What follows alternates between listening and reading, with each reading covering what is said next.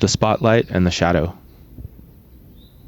Me banging the table about the fact that we impact others and that others impact us may sound like an entry straight from the You Don't Say logs by Captain Obvious of the HMS Already Knew That. But when I reflect on my own experience, I can recognize two parts of me that have gradually been integrating over the course of my life. One part is diluted by the spotlight effect, which is the cognitive bias that makes us overestimate how much others notice and pay attention to us. This part can show up overly cautious and self-monitoring, grandiosely overestimating its impact and over-personalizing others' behavior. This part can also attract us to overly simplistic affirmations to correct the spotlight effect, such as the quote, "When I turned 20, I worried about what others thought of me. When I turned 40, I didn't care what others thought of me. And when I turned 60, I realized no one was thinking of me at all." But other times, I've noticed another part that underestimates my significance, feels that hardly anything is personal, and thinks that the trajectory of others' lives are unaffected by my own.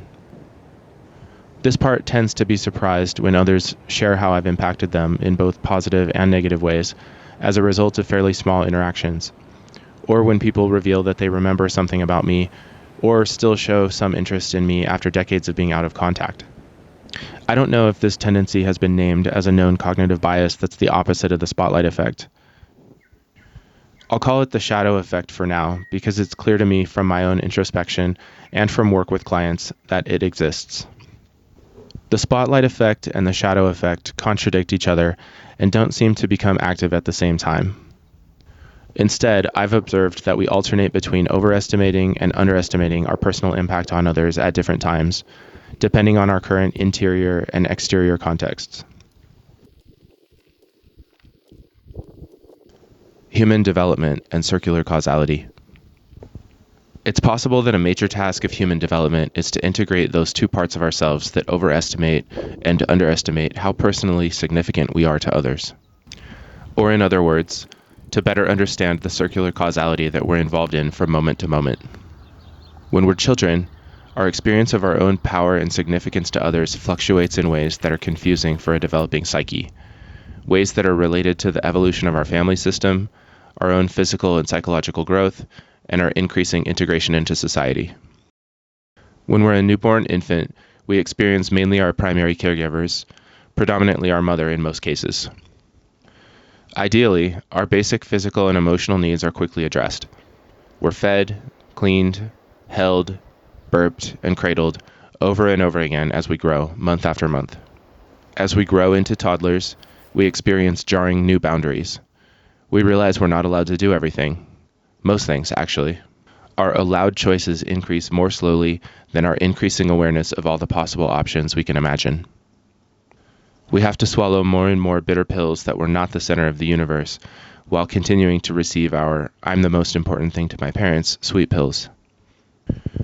One minute we skin our knee and cry and are immediately soothed, and the next minute we're in timeout because we bothered an adult or other child with our developmental anarchist impulses. One minute we see pure love and adoration toward us in our parents' eyes, and later that day we're in a restaurant full of loud and huge humans who hardly notice us. We're still almost totally unaware of the daunting indifference that the 8 billion other residents of Earth feel toward us. But in the unconscious depths of our young psyches, we're asking ourselves, are we important or not? Are we powerful or not? Are we loved or not? The more our little minds can comprehend, the more nuance and variables modify the fluid verdicts regarding our significance, as clarity and confusion compete within us. As we age into childhood and then adolescence, we gain in our personal influence and power at the same time our eyes are forcibly opened to our relative smallness in a world whose vastness we increasingly grasp. Even by the time we're young adults, I don't think we've at all fully reconciled the yin and yang of our potential and our limitations, of our impotence and our impact on others, and of how personal and how impersonal our exchanges are in that multi-billion human tribe we hear about.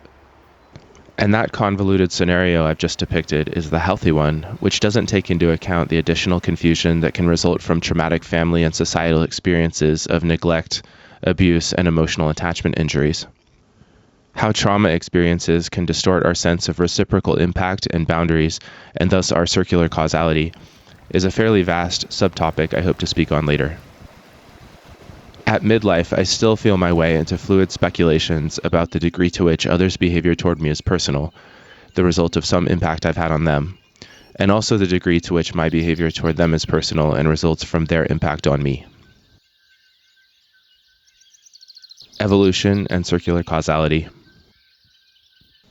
There could be evolutionary reasons that we're capable of compartmentalizing both an over-personalized sense of significance and an overly separate denial of our influence. Not all human beings in history have had the same degree of impact or influence on the contemporaneous collective. Emperors, kings, high priests, and generals were known to and affected far more people than the slaves, peasants, acolytes, and foot soldiers who they presided over and made decisions for. If you see someone famous on the street, your reaction to them might be based on actual behavioral data you have about them, whereas they're more likely to react uniformly to the fans and critics they encounter. The city mayor and the Fortune 100 CEO will experience more personalized behavior on average in their day-to-day lives than will their residents and factory workers, because the impact of the words and actions in those relationships flows mostly in one direction, creating reputational and parasocial asymmetry.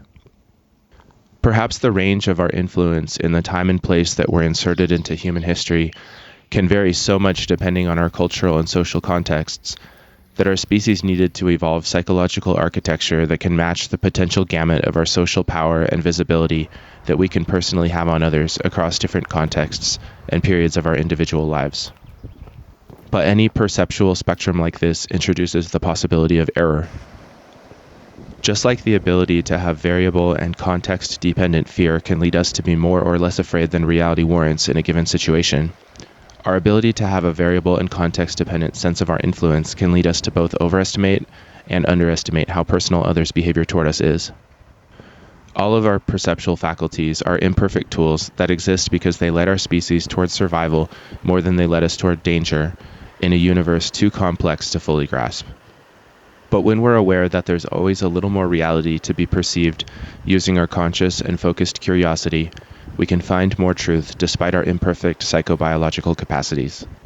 We can improve our acumen in comprehending the nature and extent of our circular causality as we traverse our modern and specific interconnected environments.